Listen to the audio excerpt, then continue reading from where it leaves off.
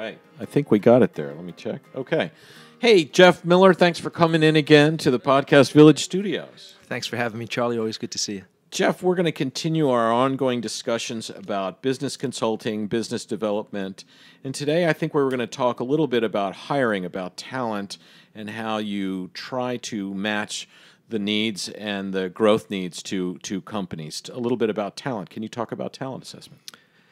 Sure. So there are a variety of different assessments that are out there.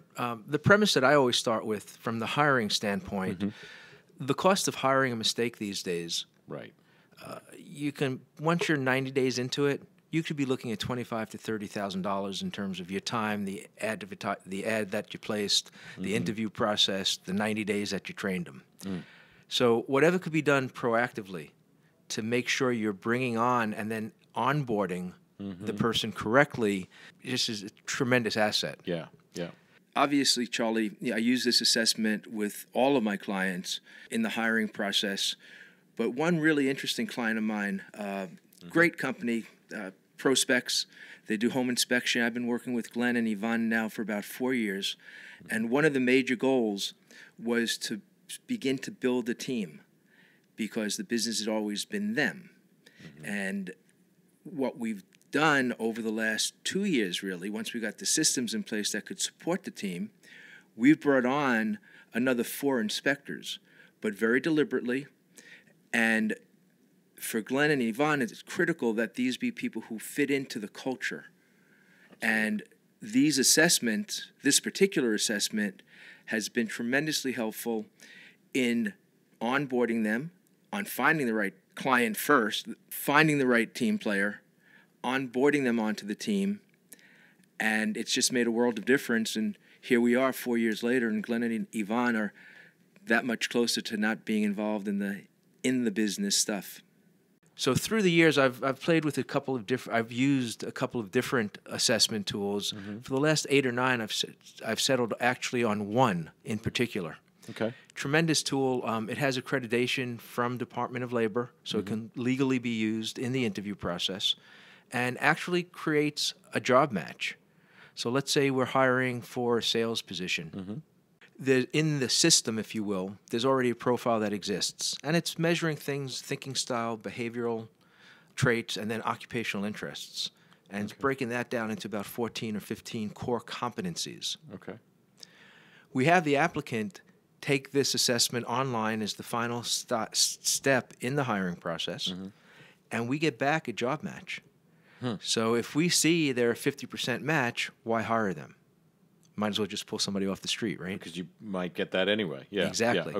Okay. If we get a 70% match back, and we see specifically the areas that they're going to need coaching on immediately, bingo, makes the training process a lot easier. Okay.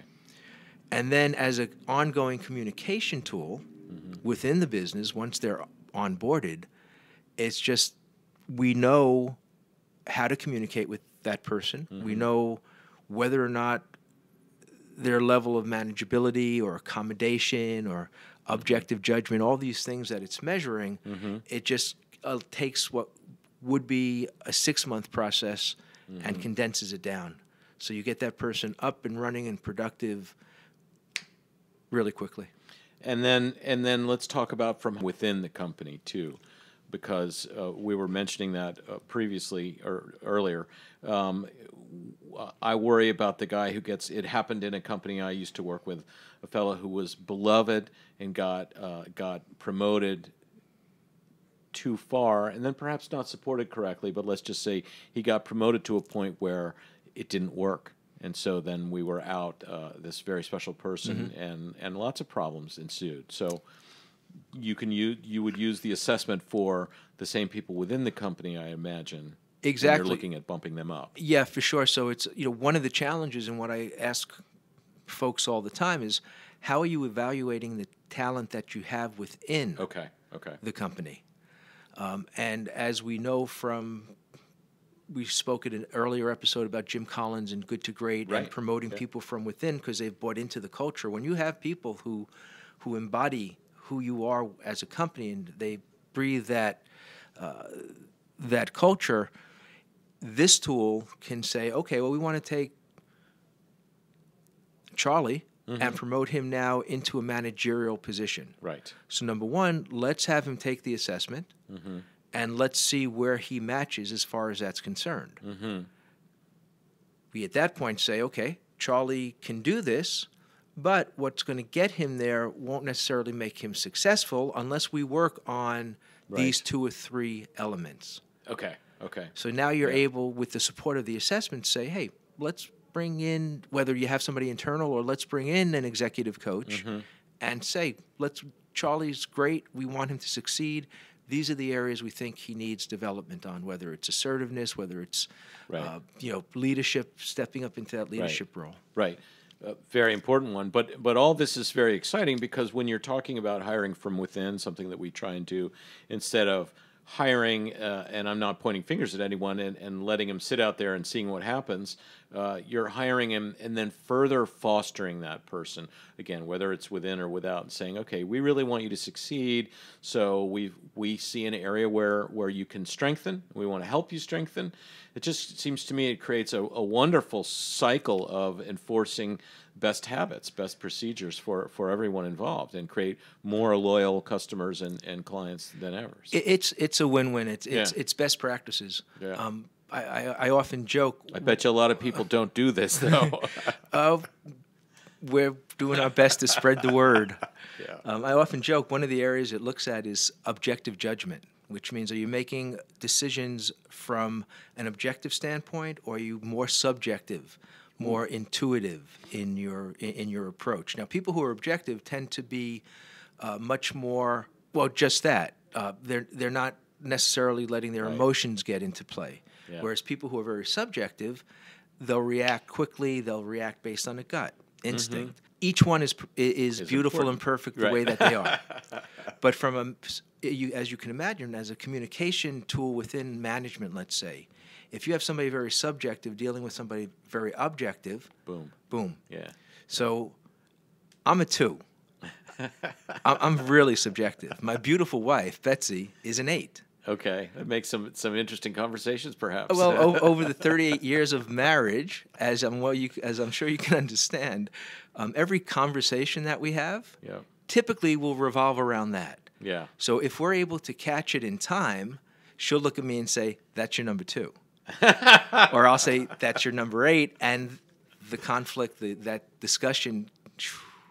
That's fascinating. And it can be used the same way and is used the same way within the workplace. Yeah. So Charlie didn't say that to me because he wanted to get a reaction.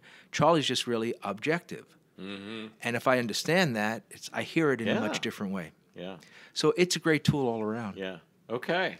Well, that's I am fascinated by it because it just makes me think of, of all the experiences we've had in life and how this simple assessment, but you've also sort of, in your adventures, have sort of picked and chosen the one that you think's really a good tool. Obviously, there's many tools, both for pay and probably for free out there. So no, I have, and not disparaging any of the others. Yeah. Myers-Briggs, DISCs, all of those are great, and those are personality. This is more psychometric, science-based testing, and there's also a distortion factor. So if somebody's giving us information they think we want to hear, it'll actually come back and say, "Sorry, this information is too inconsistent to be used." Interesting. Yeah. So it's that must get interesting when that does happen. So certainly when we get one of the assessments back that haven't cut the mustard, if you will, it's interesting, but really much more important than that, it prevents my client from hiring the wrong hire. To go back earlier to the podcast and the purpose of the tool, which is to create a job match, which is to hire and bring on board the right people and avoid the cost of making the incorrect decision. All right. Well, talent assessment. Thank you very much, Jeff. And glad to have you back at the Podcast Village Studios. Glad to be here, Charlie. Thanks. Right.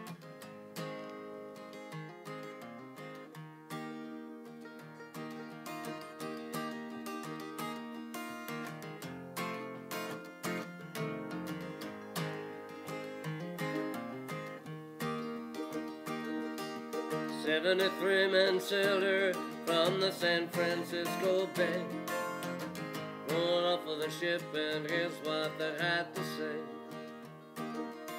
We're calling everyone to ride along to another shore.